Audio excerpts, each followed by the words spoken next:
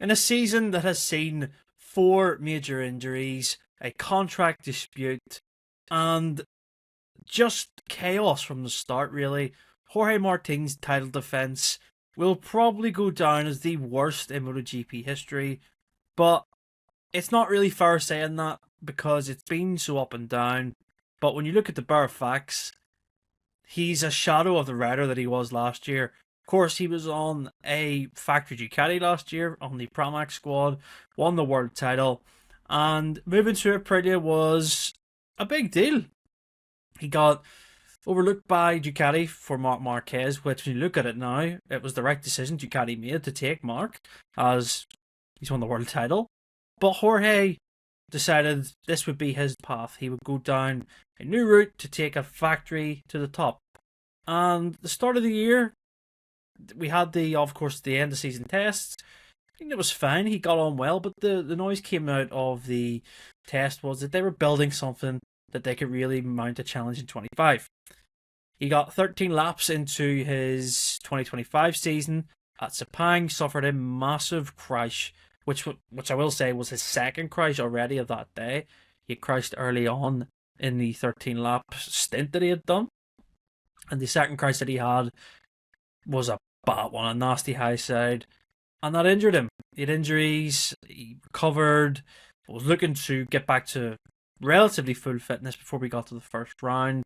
And then at a track day on a Supermoto, he crashed and injured himself further.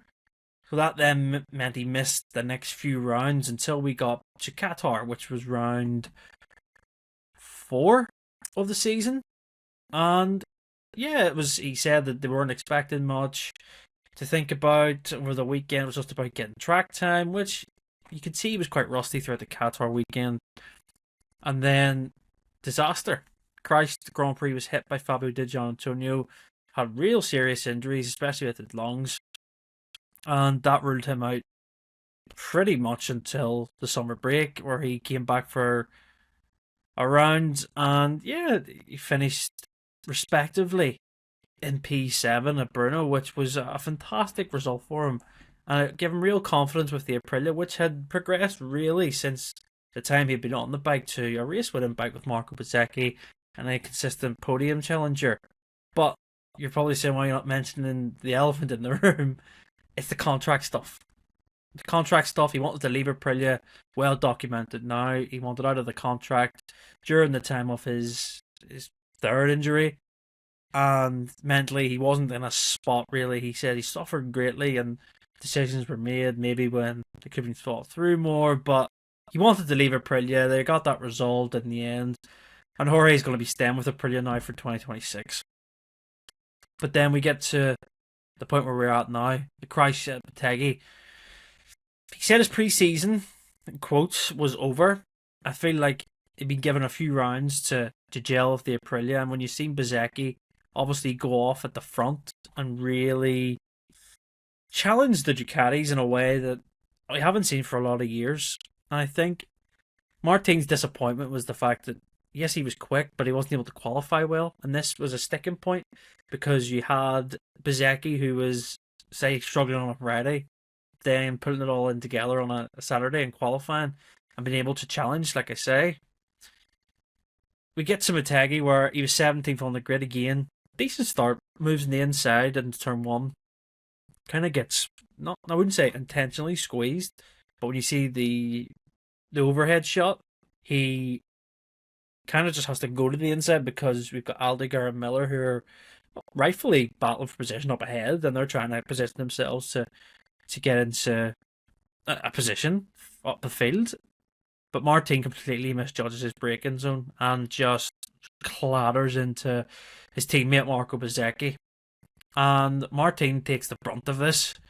Bezzecchi, thankfully, apart from real heavy sort of bruising and swelling in his leg, he's okay, he didn't break anything. But Martin suffered a displaced fracture of his right collarbone. And if you haven't seen the collarbone fracture, I'll put it on the screen now. It is an x-ray. It's like you can see how bad it was. The surgery has went well for Jorge. It said it was complex surgery and there's no timeline for when he'll be back, but you can imagine if he tries to get back for the last round of the season, just so you get the test in at the end, so you have data to go into the winter, because it's nearly a year since he signed for Aprilia. Well, got on the bike for the first time at the Barcelona test at the end of the season. And he must be hundreds, near thousands of laps down compared to where Bezzecchi is. And for Aprilia as a project, they want to be challenging Ducati. And they want to be consistently there fighting with both riders. But how can you do that when the main guy, the world champion, the ex-world champion now, is not there? And this was the whole story. He was going to rebuild in the second half, but been scrappy. He had a really good result at Balton Park, the P4, and I thought that would be the turnaround, but it just hasn't materialised. Unfortunate to get taken out by Frankie Morbidelli, for example, at Barcelona and stuff, but it's like, it just hasn't got going the way I thought he would. And it leads to the question, what happens next? I think he's been very lucky, Jorge, in terms of the crash, the incident. I mean, I'm not just saying this, but I think if it was another rider that, say, potentially had done that move, the amount of criticism would be way more. He's got lucky because no one got hurt, and himself included in that, because I think it was violent, horrific to see the way he hit into the side of Bezzecchi. I mean, pretty much near went in head first too. He had to, his shoulder took majority of the brunt, but that was really nasty, and it could have been so much worse. But I think it kind of sums up his season in the sense that when he's been on the bike, mistakes have happened, and it's just not second nature like it was on the Ducati. Yeah, it comes with time with being on it, but he's rode it enough now to understand this is what the bike does, and I think he's at a point in his career where this next season is the biggest season of his life, because you're only a world champion for so long, essentially, your shelf life, and it sounds really harsh saying that, but that's motorsport. I do genuinely think if Joan Mir didn't get a podium for Honda at Motegi, and say he went this season without a podium, probably bet it's his last year at Honda in 26, because they're wanting to move on. They've given him enough time. It's very different with Aprilia, because that, like I said, that relationship has been so fragile at times, with Martin wanting to leave, and they've kind of resolved it. But when this happens, when you take out your teammate, obviously didn't mean to, but that just creates another barrier of being like, how do we rebuild this thing? It's really interesting for me. I think that there's a what's the word I'm looking for? It's a real delicate situation with Aprilia and Martin. I hope that he can get back, and I hope that he can just have a season like Bezzecchi has done, because he's well capable of it. Of course he is. He's the world champion of 2024. But we're at a stage now where do we start looking at Jorge Martin and who for the future want to sign him, because they've seen how he's went from a Ducati to an Aprilia, and yeah, it's been a really unlucky year, but is he going to fall into the category where he can only ride a certain bike a certain way, and can he do it for multiple brands? That's the big question, I think, and I think that'll linger a lot going into next season. Can he do it? Can he take the step? Can he get with Bezzecchi? And yeah, Martin, I think, is capable of it. He's took a real battering this year, mentally, physically. I hope it doesn't leave a dent on him permanently. I hope he can bounce back from this, because he has done in the past.